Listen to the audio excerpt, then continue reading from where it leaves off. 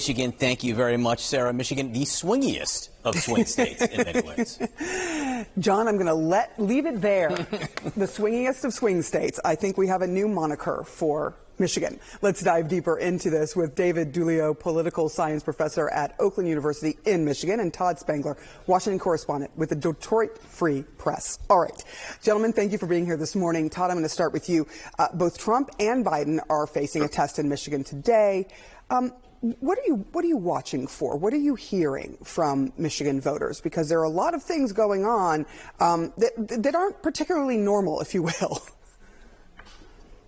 Sure. I mean, you touched on it already. I mean, the uncommitted vote's what we're really paying the most attention to. Now, the uncommitted vote's got to get 15% to actually get any delegates and really have an effect, to really sort of push it past that mark of is it really going to be have an effect in November, which is when it really matters. 10,000 votes, if they get uncommitted, is not going to be a large measure compared to past elections. So really, they got to get past that to really make an impact. We're watching that very, very carefully. Clearly, we know that President Biden, former President Trump are going to win Michigan tonight. I mean, there's next to no chance of that not happening. The other side of that is, like you say, does Nikki Haley overperform as she has done in New Hampshire? Obviously, in South Carolina, she did well relative to other states.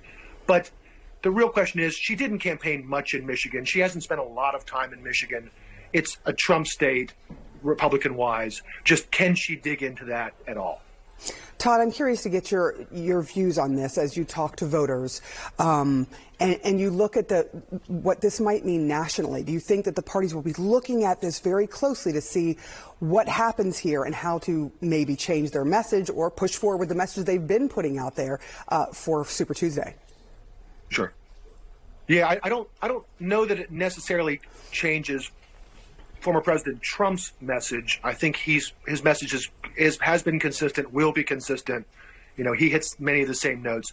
I think President Biden has already been trying to change his message to some degree based on what he's seeing in Michigan. I don't think I think he's been working towards some sort of pause in fighting in Gaza for some time, but I don't think it's any accident that he goes on Seth Meyers last night and says, you know, we are hoping for a temporary ceasefire in the very near future with Ramadan approaching, ahead of a Michigan primary.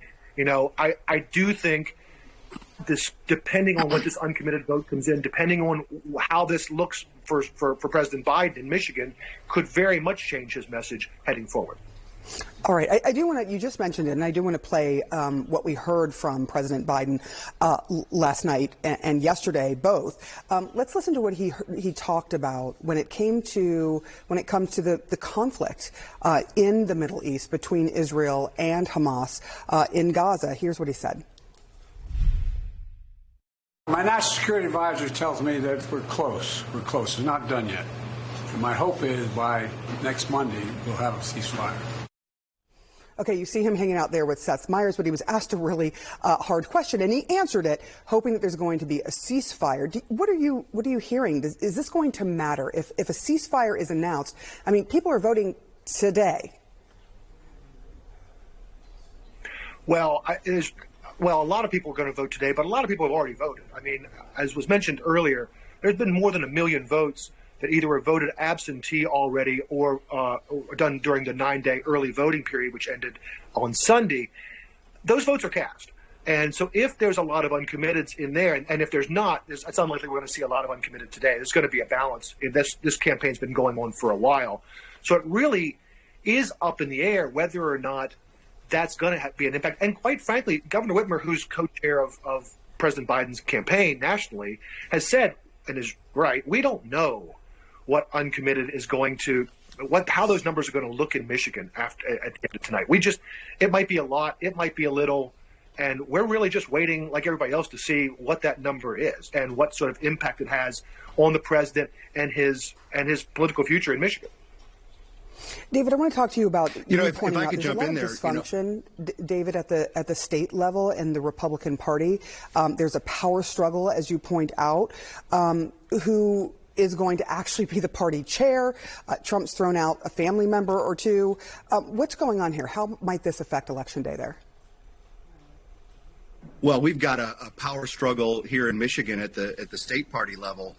Christina Caramo was elected as Republican Party chair in February of 2023, and then was ousted not that long ago, and replaced by former Congressman Pete Hoekstra, former ambassador to the Netherlands, who has since been recognized by the RNC as the state party chair, and even by former President Trump as the state party chair. And, you know, the interesting thing about this for the primary season is that both Caramo and Hoekstra are hosting dueling caucuses conventions on Saturday that are going to select the lion's share of the delegates to the convention over the summer. And it's going to be fascinating to see where folks show up and in fact, what the RNC does with those results after Saturday. Yeah, there's a lot to look at in this, and we'll be, of course, watching as the numbers come in to see where things stand. But everyone agrees, I think you both agree, that the two people that will be the nominee coming out of Michigan will be President Biden and former President Trump. David and Todd, thank you so much for coming on and giving your expertise. Kate? And a heads up, just in a couple hours, Nikki Haley is going to be joining